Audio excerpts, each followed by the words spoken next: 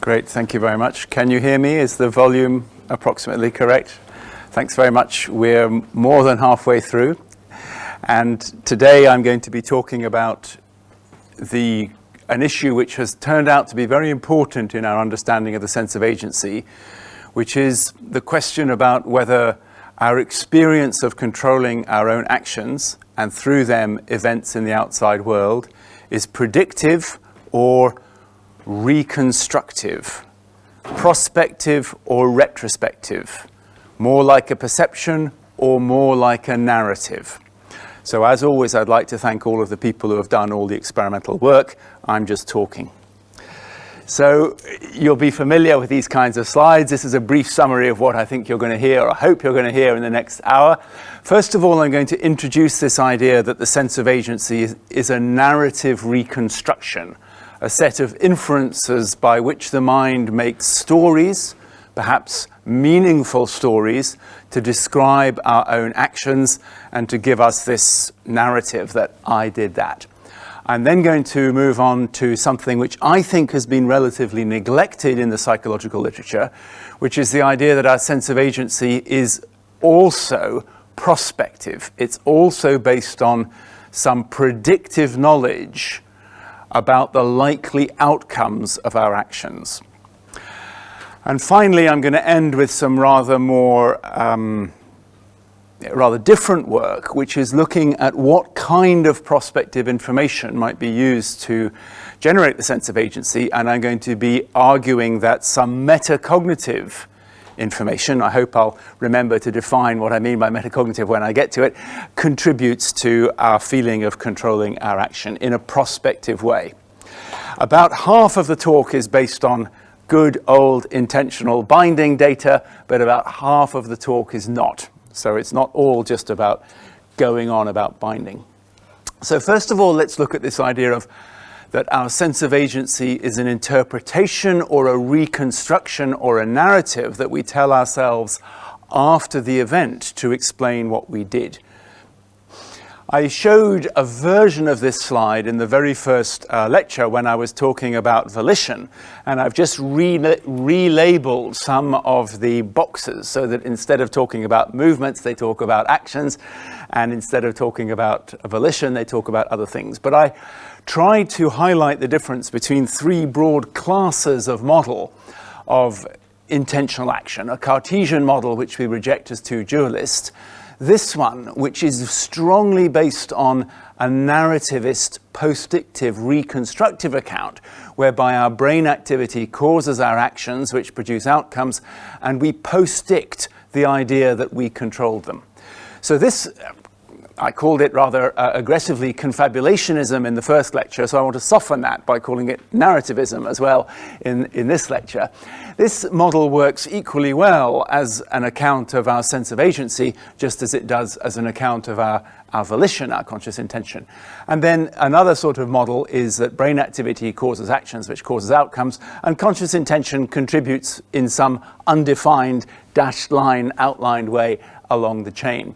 But importantly, this model does not involve a return arrow going backwards, whereas this model crucially does. Now, I want to distinguish now between two retrospectivist claims which have been present in the agency literature and which I think need to be distinguished.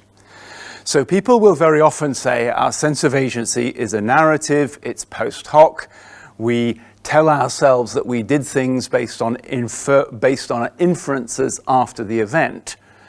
But there are two different things that they mean, and two different things which have been explicitly put in the literature, and I think it's important to distinguish them between them.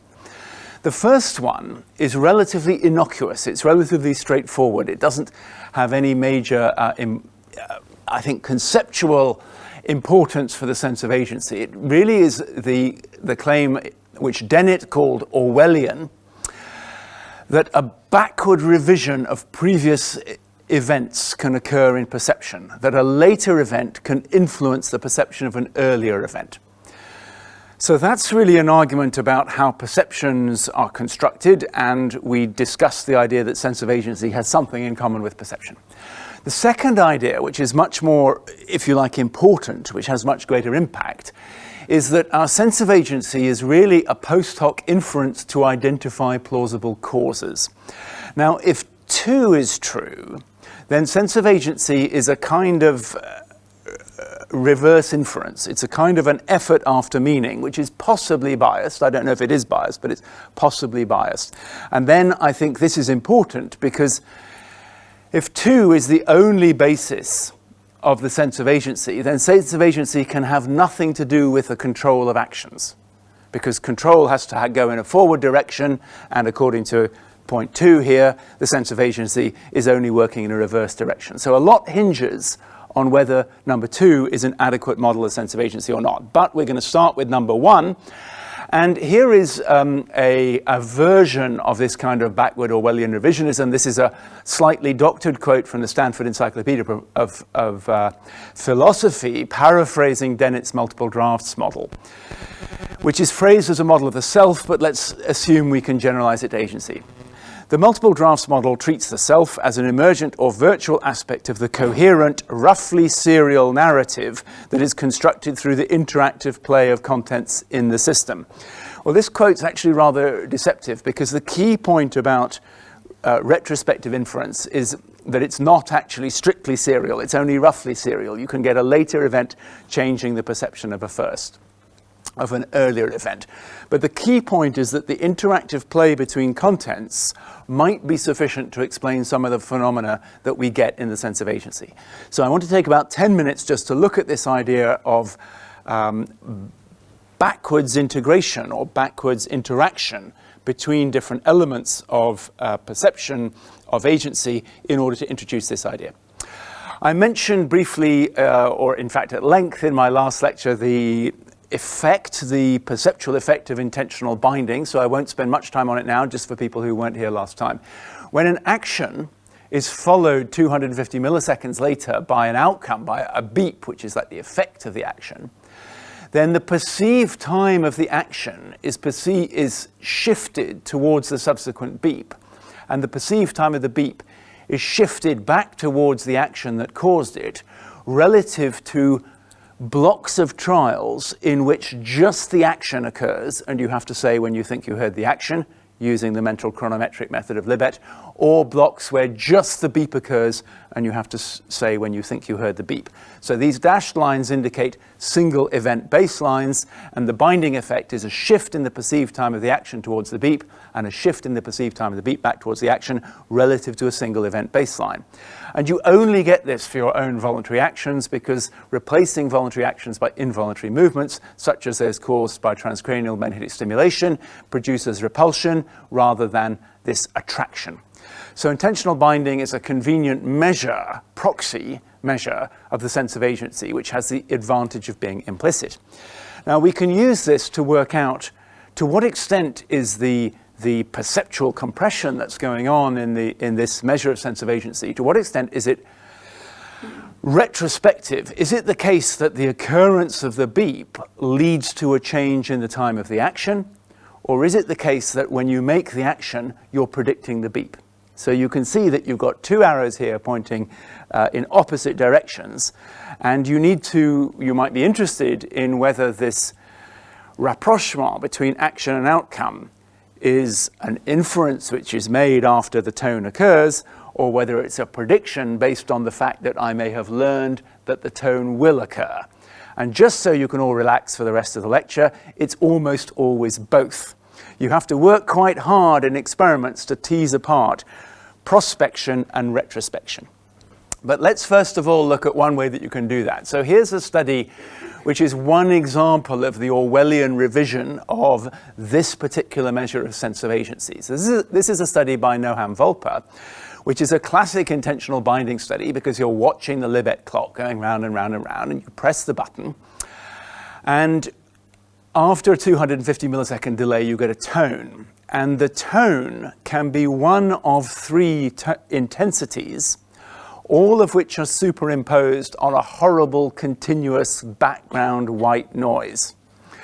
So the tone can either be rather quiet, in this particular case it's intermediate volume, so it's got 2 bands, or it can be extremely loud, it's got 3 bands. And you have to judge the position of the clock hand when you press the button in one set of trials, or when you heard the tone in another set of trials. Hello, very nice to see you. And the interesting finding here is that if you look at the amount of action binding, that's the shift in the perceived time of the action towards the tone, the shift is largest, 32 milliseconds, when the tone is quietest. It's slightly less when the tone is of intermediate volume, and sorry, let me say it again. It's easy to get wrong here. The shift is smallest when the tone is quietest. It's similar when the tone is of intermediate volume, and the shift is largest at 39 milliseconds when the tone is loudest. Now, the reason I misdescribed that is because what these authors did is not to think about the effect of the intensity of the tone, but to think about how certain are you in your perception of the tone, given that the tone is superimposed on this constant background of white noise. So what they thought was that when the tone is quiet, you have high uncertainty about the tone occurrence, and therefore relatively little binding of the action towards the tone. But when the tone is extremely loud, it readily emerges from the white noise, so you have very low uncertainty about the tone, and it therefore strongly captures your perception of the action.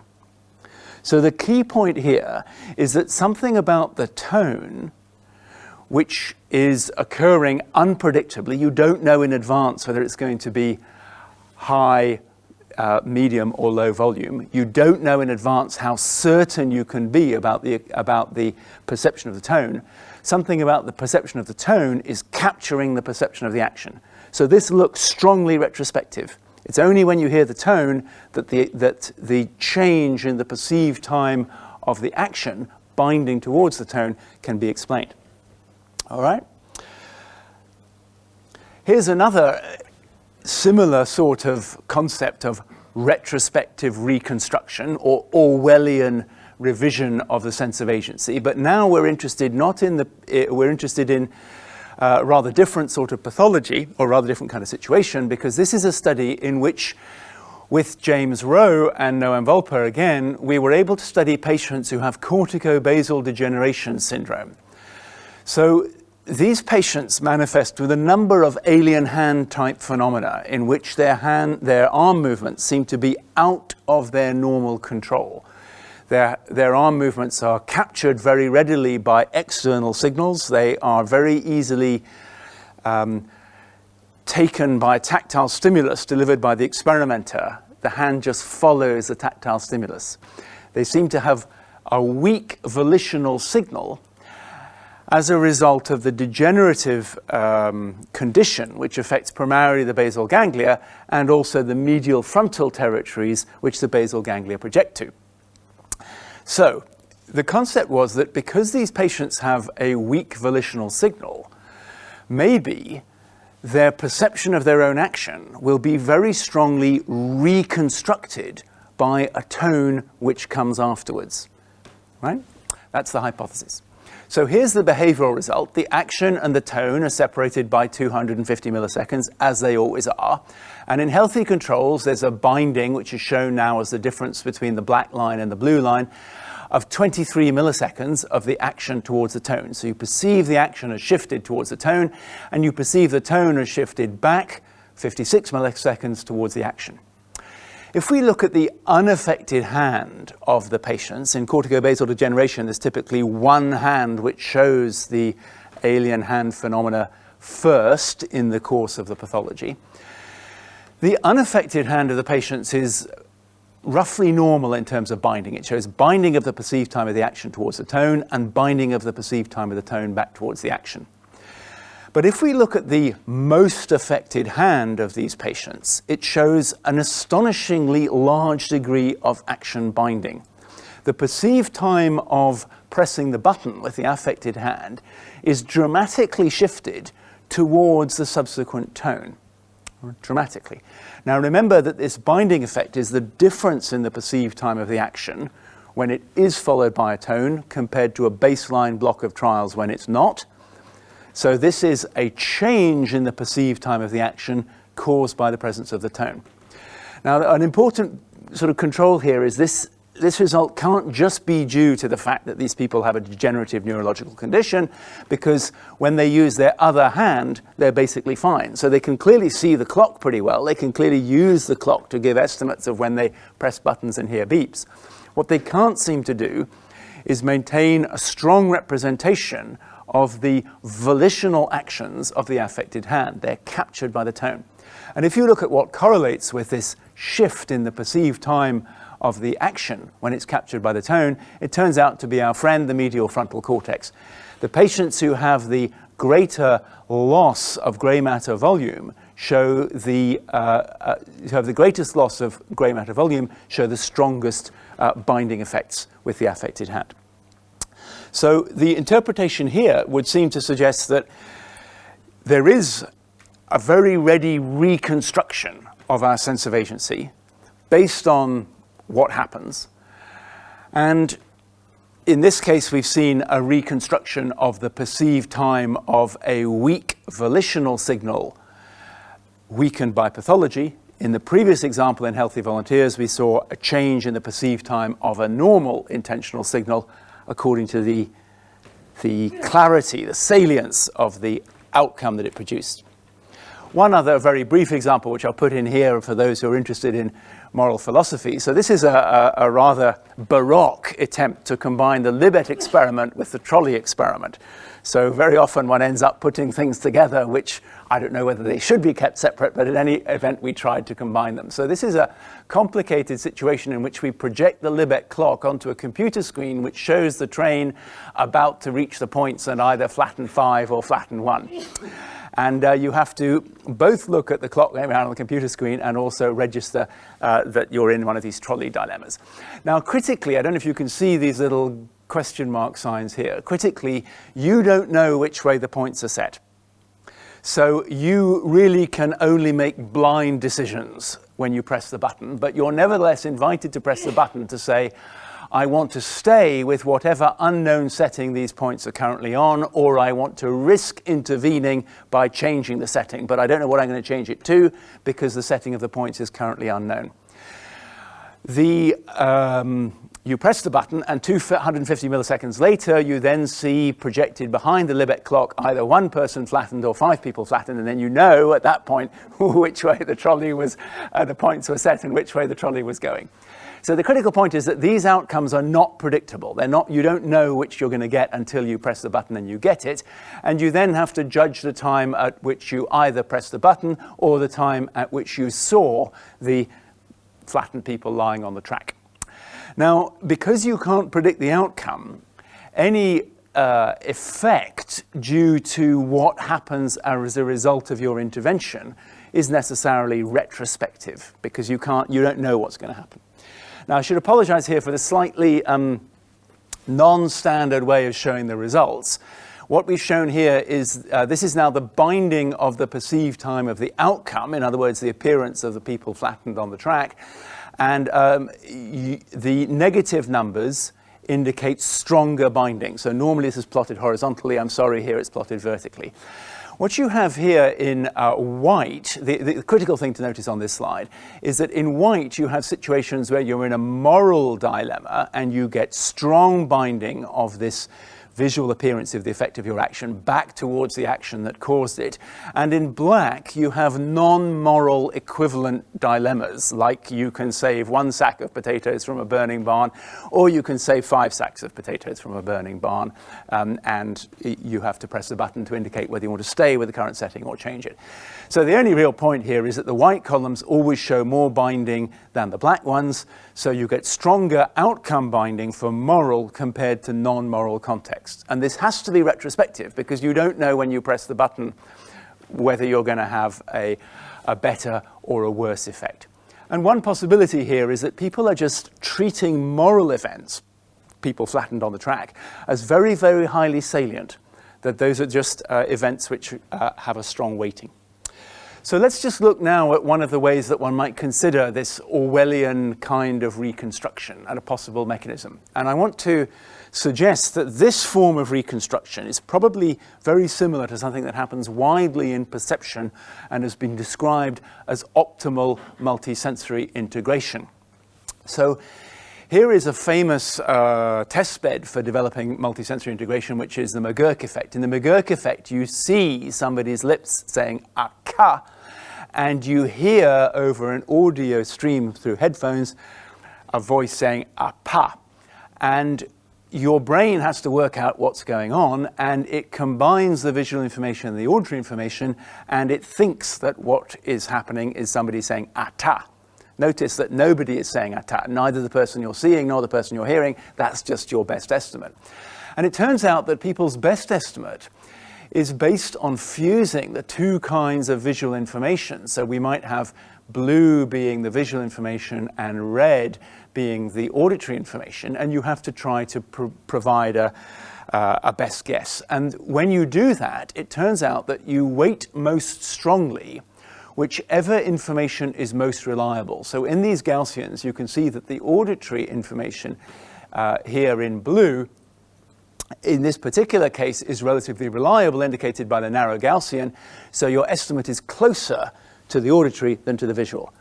So what that really means is that strong, clear events tend to dominate your perception.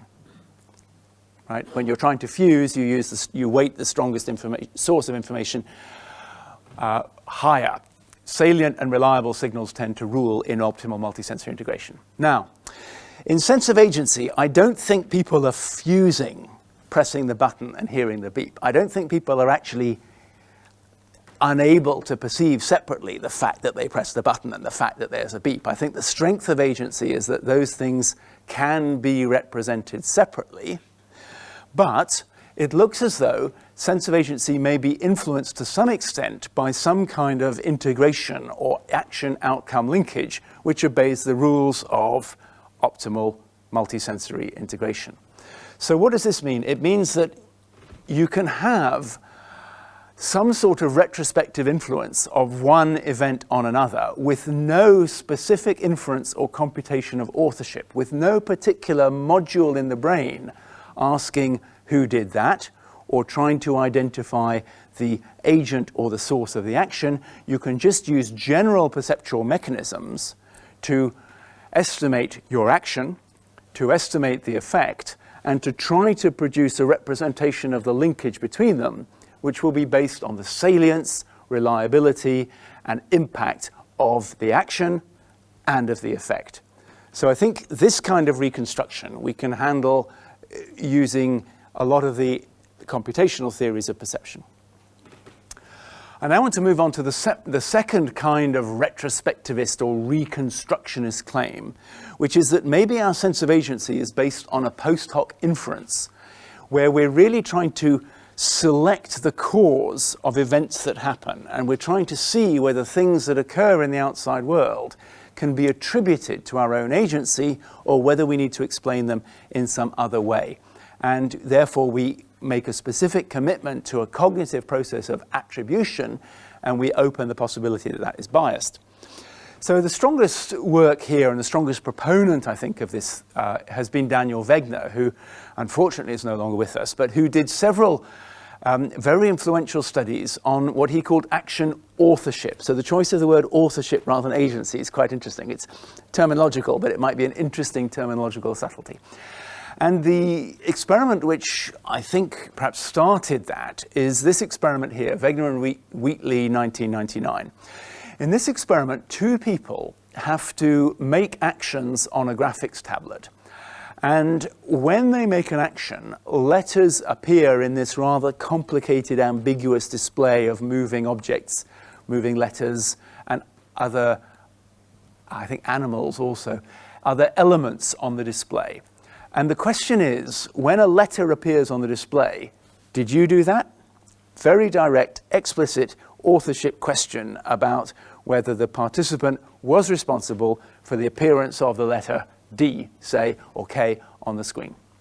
And the idea here is that the occurrence of an outcome, the letter D, seems to trigger an inference, and necessarily a retrospective inference, that one's own intentional action has caused that outcome. D appears, and then you say, oh yes, it was me.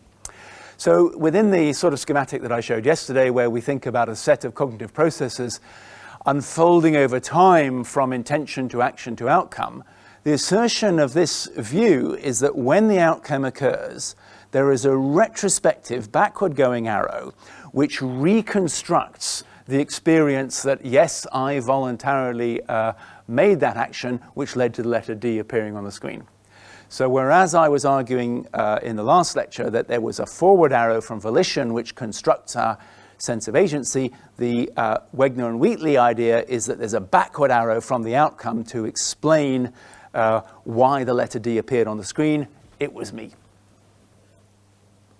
Now, I want to try and show you this YouTube video, which gives a rather nice example of how this might work. So there is a soundtrack which is in French, and I suspect will be largely inaudible, so I'll try and narrate it. So this is a study by Skinner. And the pigeon is able to make operant actions to feed.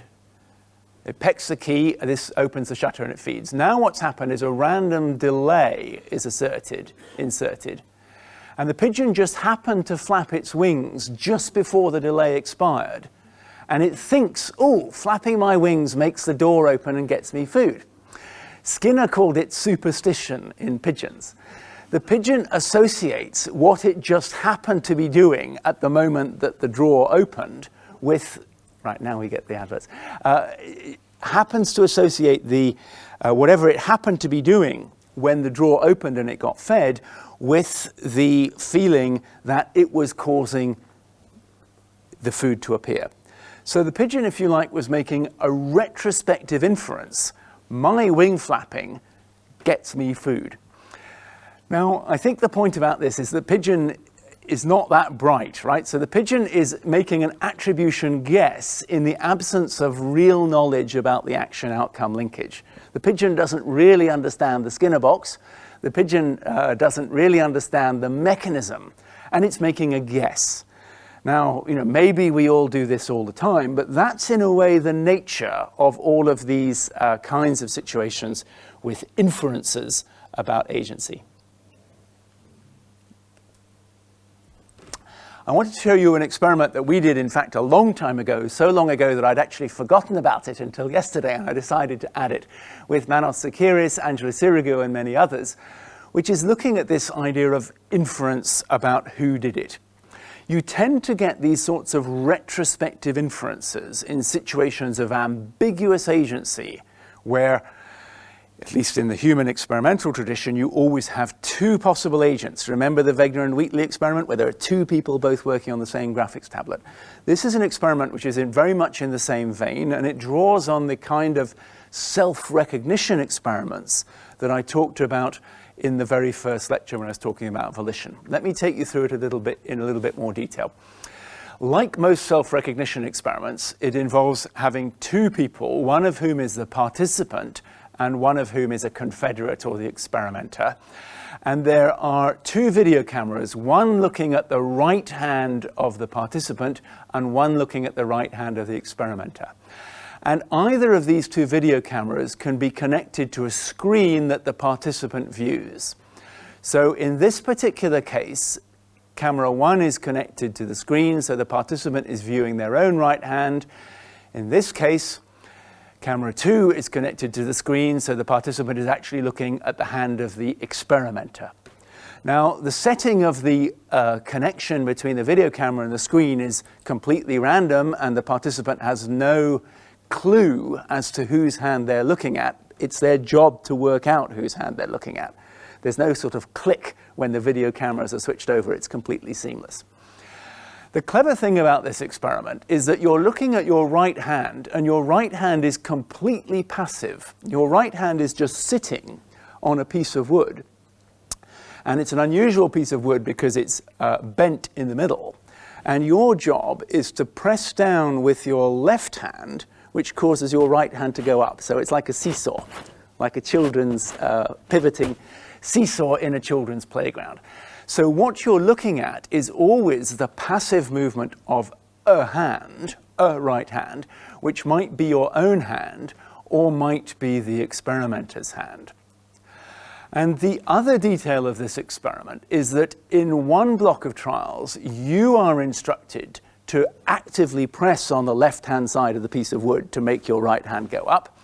And in another block of trials, your left hand is lying idle on the table, and yet another experimenter, shown here by this black hand, comes in from the side behind a baffle. You can't actually see this left hand at all you can see is the right hand, comes in from behind a baffle, and the experimenter externally generates the movement of the right hand by the experimenter pressing on the left hand side of this little funny bent piece of wood.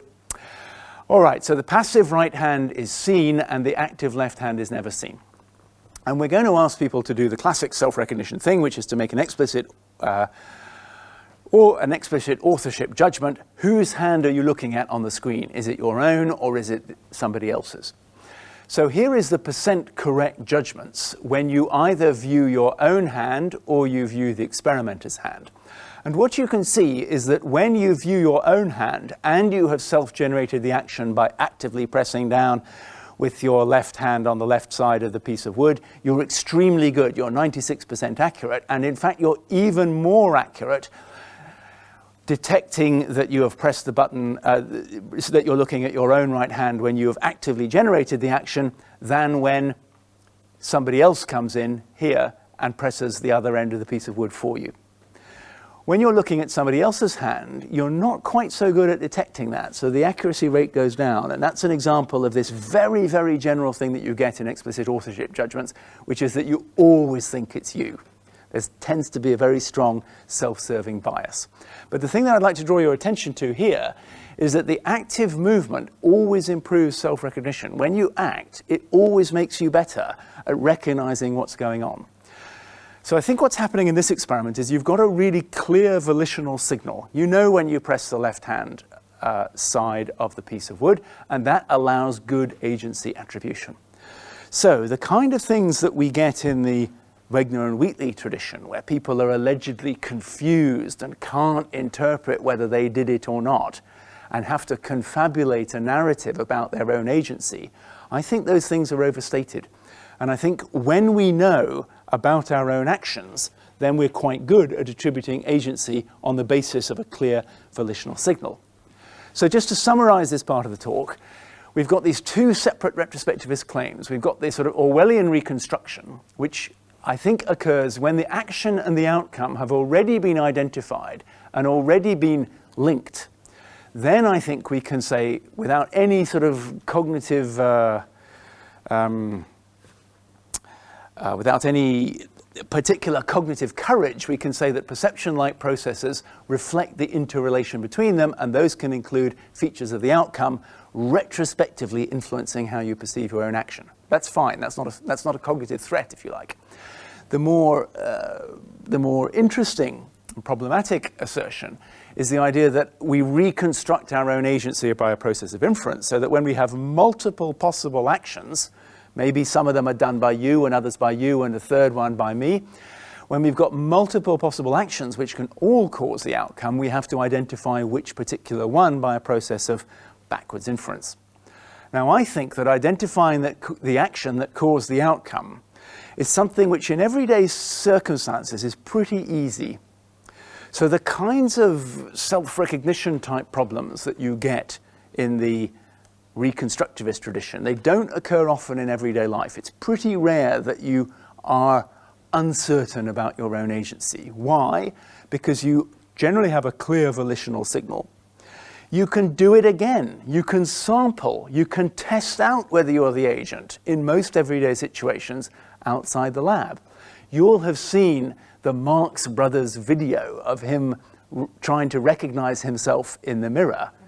He doesn't just press one button and get one visual feedback. He samples. He tries again and again to see if it's him.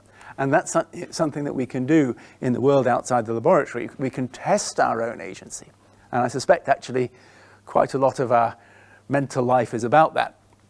And then we can also learn from one experience what agency we have, and we can take that to the next experience.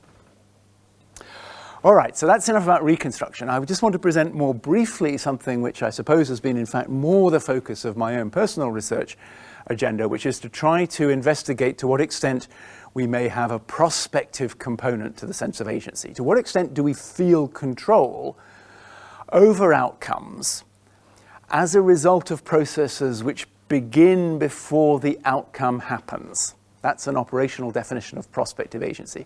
We feel a sense of control over the outcome as a result of processes which begin before the outcome happens. In other words, we predict. I'm going to use prospection and prediction more or less synonymously. So with James Moore many years ago, we developed a way of trying to study the prospective or predictive components of sense of agency and the reconstructive components using a manipulation of outcome probabilities. It's a little bit technical, but I hope I'll explain it clearly. First of all, we have a classic intentional binding setup, and we have one set of trials, one block of trials, where there is a low probability of getting a tone given an action. Why? Because on every trial, you're watching the clock going around and you press the button. And on 50% of the trials, pressing the button produces a tone 250 milliseconds later. But on the other 50% of the trials, completely randomized and unpredictably, no tone actually occurs at all. So the probability of a tone given an action is 0.5. Now, in this situation, we can't really study the tone binding because half the time there isn't a tone, but we can study the action binding. And what we typically find is that you get, these are numbers, shift in the perceived time of action in milliseconds towards the tone relative to the baseline condition. You get stronger action binding on the trials where the tone does occur than on the trials where it doesn't. Small numbers in milliseconds, significant effect.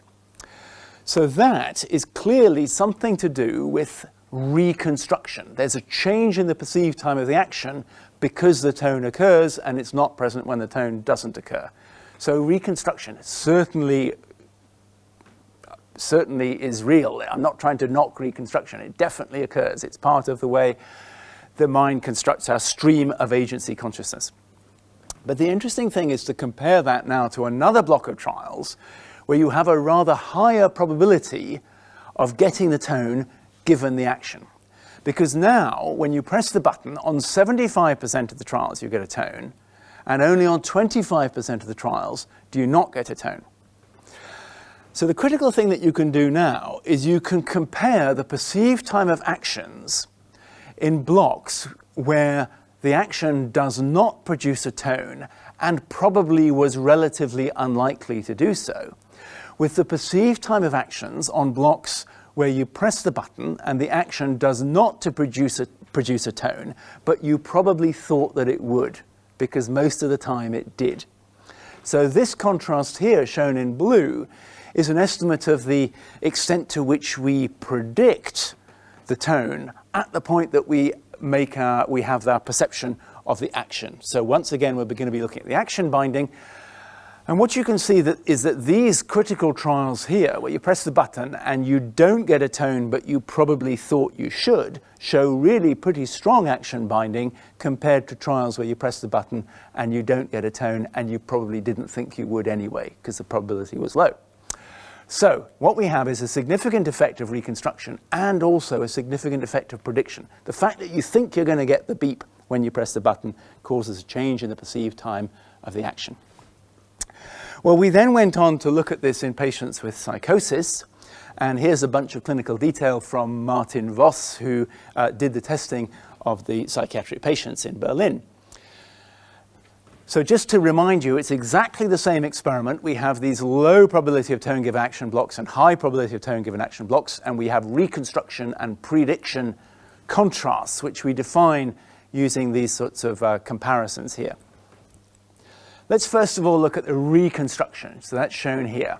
Here are the healthy controls, and what I've shown in dark green is the perceived time of the action relative to the light green is the baseline condition.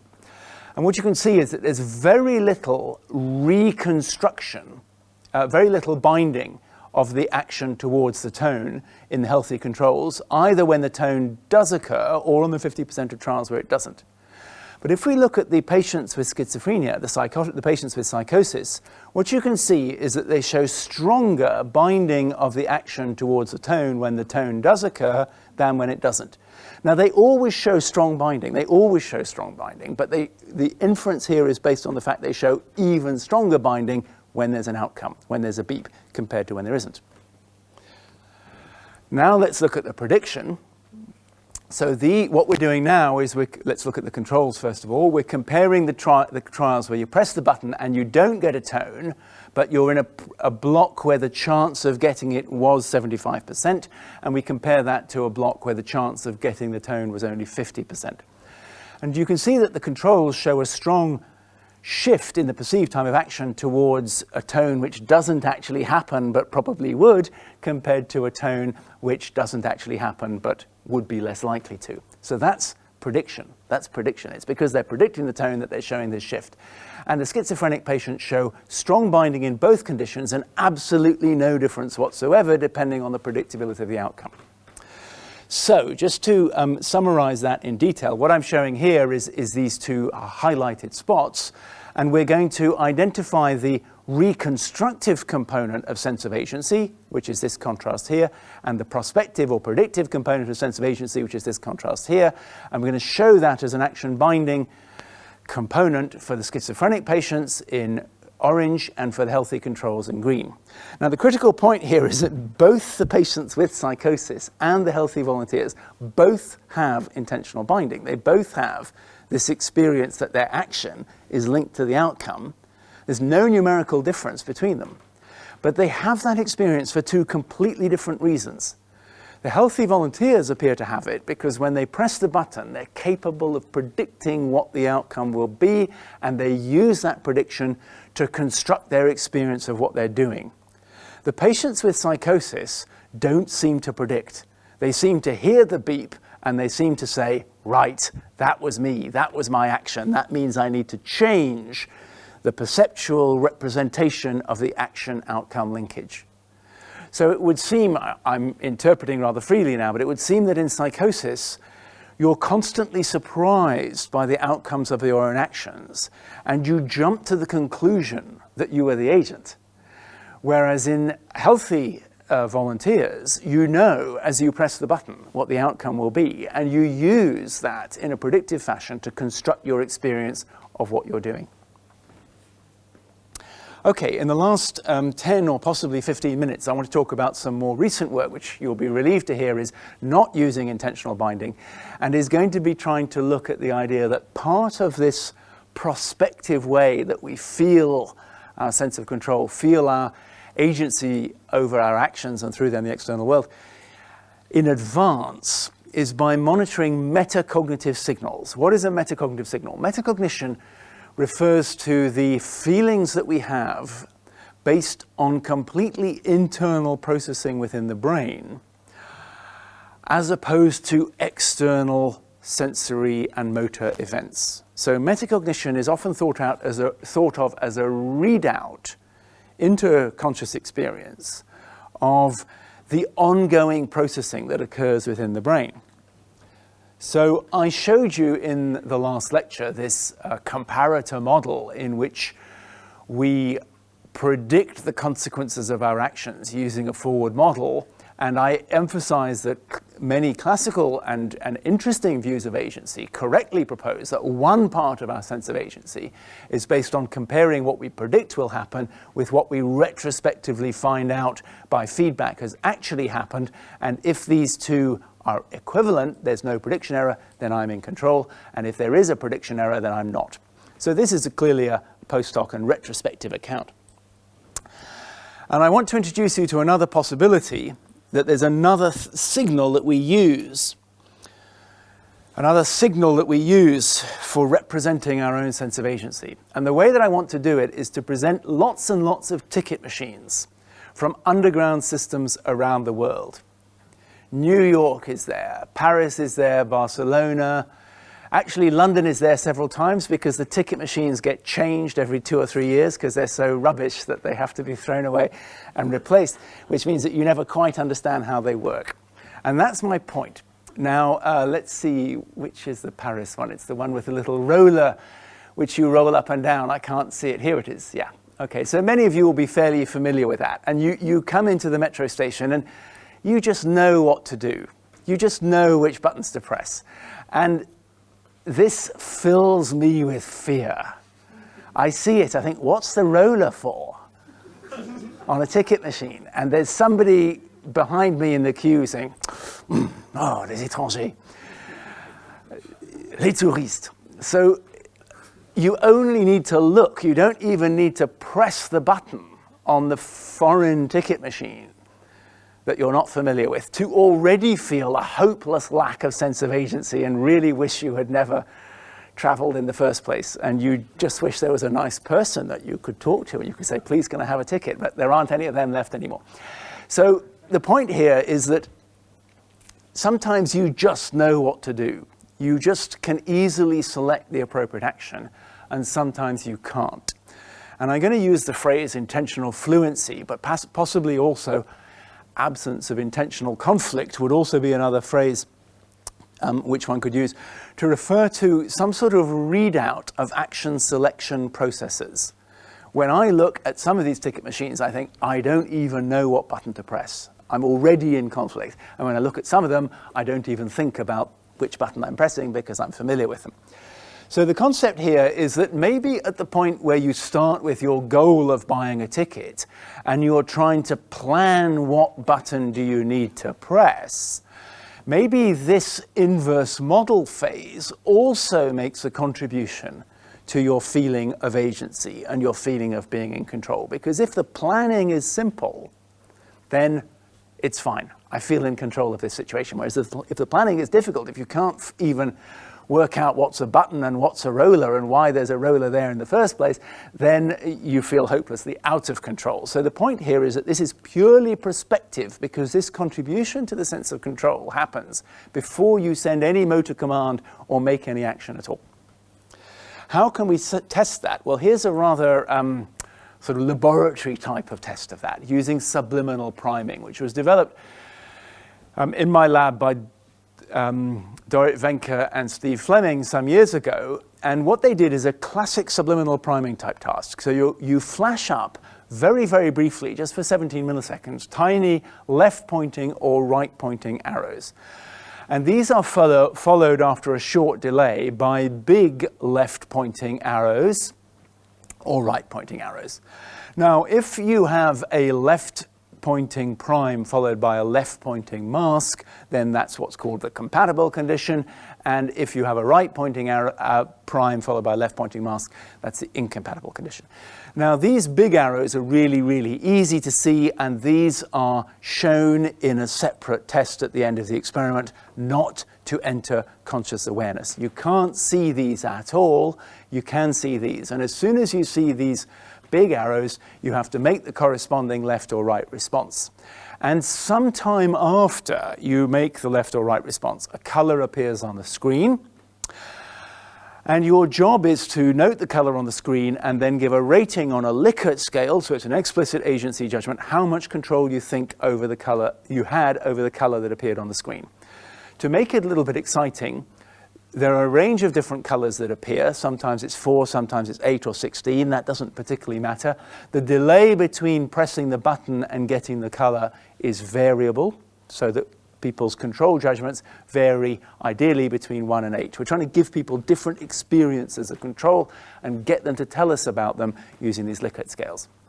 So I think this is just a summary of all of that. And the critical point really here is that the primes by themselves do not predict these color effects. The colors depend on the combination of the prime and the big arrow, not on the prime alone. So here, the red dot is present because the prime and the target were compatible. The yellow dot is present because the prime and the target were incompatible. So the key point is the prime doesn't predict the outcome. The prime doesn't predict the outcome. It's whether the prime helped you to make the right action that predicts the outcome, or whether the prime made it difficult for you to hit the right key and to produce the outcome. So compatible primes here are thought to make it easy to respond when you get the subsequent target, and incompatible primes are supposed to make it difficult. So the subliminal priming is just there because it's a way to influence the fluency or conflict of action selection. We can help people to press the right button, or we can make it difficult. Does it work? Well, yes, because here are the response times, and when we prime people compatibly, they respond about 10 to 20 milliseconds faster than when we prime them incompatibly. So although the prime is not consciously seen, it helps action selection a little bit, or it impairs action selection a little bit. That was known. That's not new. We're just using that effect. The interesting thing is that if you look at the ratings of control that people think they have over the colors which appear after they press the button, they feel more in control when they've been compatibly primed than when they've been incompatibly primed. They don't see the visual stimulus that is making that difference, but they feel it, or they feel the consequences of it. And our interpretation is that what's happening is that action priming is changing the fluency of action selection, and the fluency of action selection is influencing your feeling of control. This has got to be prospective because the prime happens before you press the button, and it's not based on effect prediction, and it's not easily explained by retrospection because you never saw the prime, so how could you include any narrative about the prime made me do this or do the other thing? So this is a rather nice paradigm for looking at something which seems to change the sense of agency, and it's not based on at least a general inferential narrative about events in the external world. It seems to be based on a readout of some sort of internal signal about that was easy or that was difficult. With Valerian Chambon some time later, we tried to look at the causal mechanisms behind this. And we knew from fMRI studies that the angular gyrus in the parietal cortex played a key role in monitoring these kinds of prospective signals. So we used transcranial magnetic stimulation to deliver a single pulse over the angular gyrus, either just at the time that the prime and the target were being processed, and therefore presumably the angular gyrus would be receiving some signal saying, that was an easy one, it was easy to choose the right key, or alternatively, we fired the TMS at the time where you actually got the color. So this is when prospection should be going on, and this is when retrospection should be going on. So let's look first of all at what happens if you fire the TMS at the time of the color appearing on the screen. What you find is that the control ratings here on the y-axis are greater for the compatible trials. I think there's a color change here compared to the previous slide, I apologize. Greater for the compatible trials, that's this data point here, than for the incompatible trials. So once again, helping people with the little subliminal prime to choose the right thing produces this stronger sense of agency, and knocking out the angular gyrus at the time of the action effect at the time of the color doesn't seem to produce any difference there.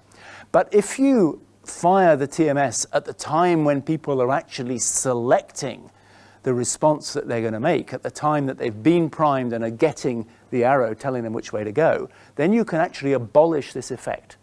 So the effect of subliminal priming, which makes you feel a strong sense of control when it's easy to know what to do, can be abolished with a single pulse of TMS over the angular gyrus at the time when the prospective signal about choosing what to do should be getting there into the parietal lobe. So the conclusion here is that the angular gyrus plays a causal role in monitoring a prospective signal which contributes to our feeling of being in control. Last study, which is using exactly the same paradigm, but with patients with psychosis, patients with schizophrenia and positive symptoms of schizophrenia. And there's a slight interesting addition to this experiment, because we, as well as having the case where you cue people to the left with a subliminal prime and then ask them to press the left button, or you cue them to the right with a subliminal prime and ask them to press the left button, we've added this interesting free choice condition. So in the free choice condition, all that you actually see on the screen is a double-headed arrow, which means press whichever button you like. It's up to you. I'm not going to tell you, just do what you want. Press left or press right, it's up to you. But prior to this double-headed arrow, we will have presented a subliminal prime, which you didn't see, pointing to the right or pointing to the left.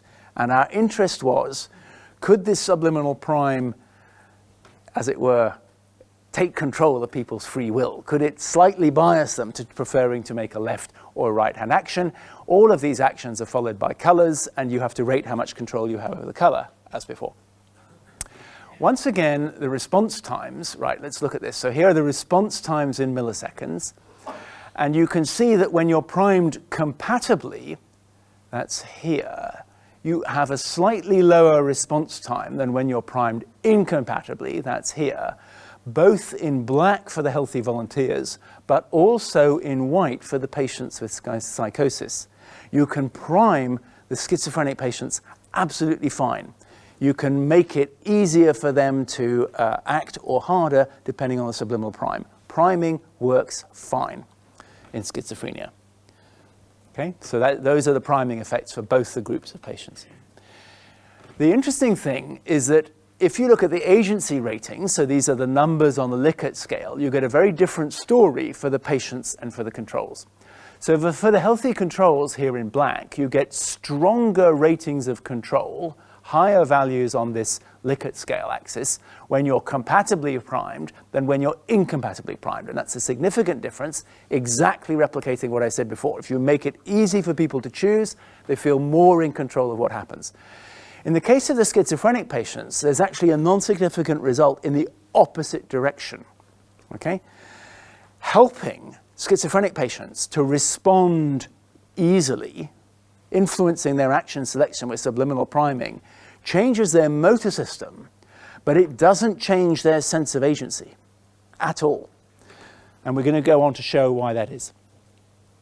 So the point is that in healthy controls, you can get subliminal priming of action and of the feeling of control. And in schizophrenic patients, you can get subliminal priming of actions, but you can't prime the feelings of control. So this is a slightly complicated slide, but we're, I think, one away from the end. This is rather similar to a slide that I showed you in the first lecture, which basically shows that the angular gyrus in the parietal cortex gives a very strong response when you don't feel in control. So let's look first of all at the healthy controls here. So this is the signal change in the left angular gyrus, and this is the signal change in the right angular gyrus of healthy controls when they're compatibly primed in dark gray or incompatibly primed in light. And the critical finding here is that we separated the data into tertiles according to how much control they think they have over the colors that appear on the screen. And you get a strong signal change in the angular gyrus when you feel low levels of control, and you get, in fact, a reduction in the signal in the angular gyrus when you feel strongly in control. So what we can see from this descending gradient of this line is the angular gyrus is coding, I don't feel very much in control of this. In the schizophrenic patients, this line is statistically flat. Okay? So the angular gyrus in the schizophrenic patients doesn't seem to contain any information whatsoever relative to their feeling of being in control in this task where they're subliminally primed, press the button, and get an outcome. Whereas the healthy controls seem to be able to, or would in principle be able to read out in the angular gyrus the signals associated with how the action was selected. There's a method called PPI, psychophysiological interaction, which allows you to say from where might the angular gyrus be getting the signals about choosing, about selection of action, difficulty or ease, fluency or disfluency of selection. Where might those be coming from such that the angular gyrus can monitor them and use them to generate the feeling of control? And in the case where we're giving people a forced choice by showing them a left or a right arrow, we can put a seed in the angular gyrus, and it turns out that the lateral part of the frontal cortex seems to be the source of the signal about the sense of control. And in the case of free choices, where you present the double-headed arrow and people have to decide for themselves, the angular gyrus seems to get that signal from a different, much more medial part of the frontal cortex. And the critical point is that this difference is expressed clearly in the healthy controls, who are shown here in white, and it's not expressed at all in the schizophrenics, who are shown here in black. So what we seem to be suggesting then is, or what this data seems to be suggesting, is that in schizophrenia, all of the motor systems which receive this subliminal priming information and produce the responses are intact. The processes of choice are working fine, but the signals from the frontal choice process to the parietal monitoring process, which actually get the metacognitive readout about what my frontal lobes are doing and what I'm going to do, those monitoring processes seem to get no frontal input, either from the lateral cortex when I'm told what to do, or from the medial frontal cortex when I choose for myself what to do. There's a functional disconnection of the monitoring system from the selection system, and that would be the reason for the absence of a prospective sense of agency in schizophrenia. So I think we now have a slide of conclusions. What I've tried to suggest is that reconstruction certainly plays an important role in our sense of agency. We need to distinguish between two claims, one which is based on perceptual integration, including retrospective integration, and one based on attribution. I think there are prospective mechanisms which are extremely important in sense of agency because we predict our outcomes given our actions. Now, in most everyday situations, action and outcome co-occur reliably, and both of these prospective and reconstructive mechanisms seamlessly cooperate. You don't really know when you press the button and when the lights go on whether your experience of control is due to a mixture of prospective and retrospective verification, because the mixture is seamless. I've talked a bit about metacognitive signals, and I think I want to make the new suggestion that metacognitive processes of action selection also contribute to the sense of agency. And patients with psychosis seem to lack these kinds of signals. And just finally, perhaps contentiously, action selection again seems to be really important. So I'd like to end with the idea that there's an important role of choice in sense of agency. The mechanisms that lead us to do this rather than that play an important role in our feeling of control, and this has possibly been overlooked in many experimental studies which tend to focus not on cases of choice, but on cases of deliberate ambiguity, which may be rare outside the laboratory. Thank you very much for your attention.